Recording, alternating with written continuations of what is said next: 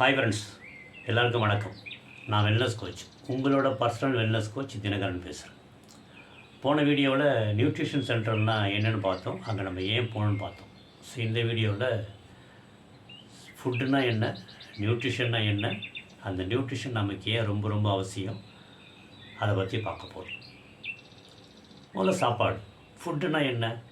நம்ம உடம்புக்கு தேவையான எனர்ஜியை நம்ம கலெக்ட் பண்ணுற எனர்ஜி நம்ம எடுத்துக்கிற ஒரு இடம் தான் ஃபுட்டு. ஏன்னா அந்த ஃபுட்டு மூலமாக தான் நம்ம உடம்பு ஒர்க் பண்ணுறதுக்கு தேவையான எல்லா எனர்ஜியும் நமக்கு கொடுக்குற ஒரு சோர்ஸ் எது? சாப்பாடு தான். நியூட்ரிஷன்றது என்ன அப்படின்னா, நான் என்னெல்லாம் சாப்பிட்றேனோ அதில் என்னுடைய உடம்புல இருக்கிற ஒவ்வொரு உறுப்புகளுக்கும் அந்தந்த உறுப்பு ஆக்டிவாக இயங்கிறதுக்கு தேவையான ஊட்டச்சத்துக்களுக்கு பேர் தான் நியூட்ரிஷன். ஸோ சாப்பாடுன்றது நம்மளோட உடம்பு வேலை செய்யறதுக்கு தேவையான எனர்ஜி எடுக்கிற ஒரு சோர்ஸ் தான் ஃபுட்டு. நியூட்ரிஷன்றது அந்த ஃபுட்டில் என் உடம்புக்குள்ளே இருக்கிற ஒவ்வொரு செல்லுக்கும் தேவையான நியூட்ரிஷன். ஏன்னா உடம்புல இருக்கிற எல்லா செல்லுக்குமே ஒரே நியூட்ரிஷன் தேவைப்படாது. ஒவ்வொன்றுத்துக்கு ஒவ்வொன்று தேவைப்படும். கண்ணுக்கு ஒன்று தேவைப்படும், முடிக்கு ஒன்று தேவைப்படும், கைக்கு ஒன்று தேவைப்படும், காலுக்கு ஒன்று தேவைப்படும். அந்த மாதிரி ஒவ்வொரு உறுப்புகளுக்கும் ஒவ்வொரு செல்லுக்கும் தேவையான விஷயத்துக்கு பேர் தான் நியூட்ரிஷன். இப்போ இந்த நியூட்ரிஷன் நமக்கு ஏன் ரொம்ப ரொம்ப அவசியம்? ஏன்பா நியூட்ரிஷன் நமக்கு இல்லைன்னா நம்ம என்ன ஆகும் அப்படின்னா, யோசிச்சு பாருங்களேன். வீட்டில் வீடு கட்டுறோம். இப்போது ஒரு சில இடங்களில் மணலே கிடைக்க மாட்டேங்குது, ஒரு சில இடங்களில் சிமெண்ட் விலை அதிகம். இப்படி ஒவ்வொரு சுச்சுவேஷன்ஸ் இருக்குது. சரி, எனக்கு மணலே கிடைக்கல, ஆனால் வெறும் சிமெண்ட் மட்டும் போய் வீடு கட்ட முடியுமா? இல்லைப்பா, எனக்கு மணல் நிறைய கிடைக்கிது, ஆனால் சிமெண்ட் விலை அதிகமாக இருக்குன்றது, ஆனால் வெறும் மண் மட்டும் போய் வீடு கட்ட முடியுமா? வீடு கட்டினா என்ன ஆகும் உங்களுக்கே தெரியும். அதே மாதிரி தான் நான் சாப்பிட்ற சாப்பாட்டில் நியூட்ரிஷன்ற அந்த ஒரு விஷயம் இல்லை அப்படின்னா உடம்புல எந்த ஒரு விஷயமே நமக்கு கரெக்டாக நடக்காது. ஒரு 5 நிறைய விஷயங்கள் குறிப்பாக நம்ம ஒரு 5 விஷயத்தை சொல்லலாம். முதல்ல ஆன்டி ஏஜிங். நம்ம உடம்புல இருக்கிற ஒவ்வொரு உறுப்புக்கும் தேவையான நியூட்ரிஷன் கரெக்டாக பார்த்து நம்ம கரெக்டாக சாப்பிட்டு வச்சுக்கோங்களேன், நம்மளை பார்த்தா அந்த வயசான தோற்றமே வராது. உதாரணத்தை சொல்லணும் அப்படின்னா, உங்கள் வீட்டை சுற்றி கூட யாரோ ஒரு சிலர் இருப்பாங்க.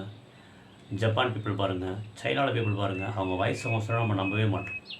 அவ்வளோ இளமையாக இருப்பாங்க. ஏன்னா அவங்களுடைய உணவு பழக்கம் அந்த மாதிரி.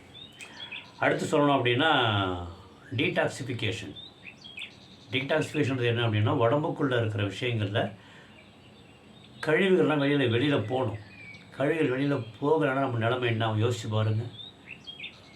வேர்வையாக வெளில வரணும், இல்லை யூரினாக வெளில வரணும், இல்லை மோஷனாக வெளில வரணும். இது 3மே நடக்கலைன்னா நம்ம கதி என்ன ஆகும்? அதுதான் டீடாக்சிஃபிகேஷன்றது. அந்த டீடாக்சிஃபிகேஷன். அடுத்தது இம்ப்ரூவ்ஸ் இம்யூனிட்டி. எப்படி ஒரு பில்டிங்க்கு சிமெண்ட் ஸ்ட்ரென்த்தோ அந்த மாதிரி நம்ம உடம்புக்கு ஸ்ட்ரென்த் யாருன்னா இம்யூனிட்டி தான். இம்யூனிட்டி இல்லை அப்படின்னா, எப்படி ஒரு வீட்டை சுற்றி நம்ம காம்பவுண்ட் வால் போட்டுருமோ, நம்ம உடம்புக்கு ஃபஸ்ட்டு காம்பவுண்ட் வால் யாருன்னா இந்த இம்யூனிட்டி தான். இந்த காம்பவுண்ட் வால் இம்யூனிட்டி வீக்காக இருந்ததுன்னா எந்த ஒரு சின்ன இஷ்யூஸ் வந்ததுன்னா கூட ஃபஸ்ட்டு நம்மளை அஃபெக்ட் பண்ணிடும். ஆனால் அந்த இம்யூனிட்டியை இம்ப்ரூவ் பண்ணுறதுக்கு உதவுறது யாருன்னா இந்த நியூட்ரிஷன் தான். அடுத்து சொல்லணும் அப்படின்னா க்ரோத் அண்ட் டெவலப்மெண்ட். இப்போ ஒரு குழந்தை பிறந்தது கடைசி வரைக்கும் அந்த குழந்தை இப்படியே இருந்தால் நல்லா இருக்குமா? வளரணும் இல்லை? அதுதான். ஸோ அந்த மாதிரி நம்ம உடம்புல இருக்கிற ஒவ்வொரு ஆர்கன்ஸுமே அந்தந்த இதுக்கு தகுந்த மாதிரி கரெக்டாக க்ரோத் பண்ணி கரெக்டான டெவலப்மெண்ட்ஸ் வரணுன்னா அதுக்கு ரொம்ப ரொம்ப அவசியம் யாருன்னா இந்த நியூட்ரிஷன் மட்டும்தான். அதுக்கப்புறமா என்ன சொல்கிறது, இன்க்ரீஸ் எனர்ஜி அண்ட் வைட்டாலிட்டி. எல்லாமே இருக்குப்பா, ஆனால் வேலை செய்யணும்னு தோணவே இல்லை. நிறைய கமிட்மெண்ட்ஸ் இருக்குது, வேலை செய்யணும், எந்திரிக்கணும்னு தோணவே இல்லை, படுத்துக்கிட்டே கிளம்பணும் தோணுதுன்னா அப்போ நமக்கு இன்னும் அந்த உடம்புல எனர்ஜி இல்லை. வைட்டாலிட்டி கொஞ்சம் ஸ்ட்ரெச் பண்ணி கொஞ்சம் பண்ணலாம், அதுக்கு உடம்பு ஒத்துழைக்க மாட்டேங்குது. அதுக்கு காரணம் என்ன?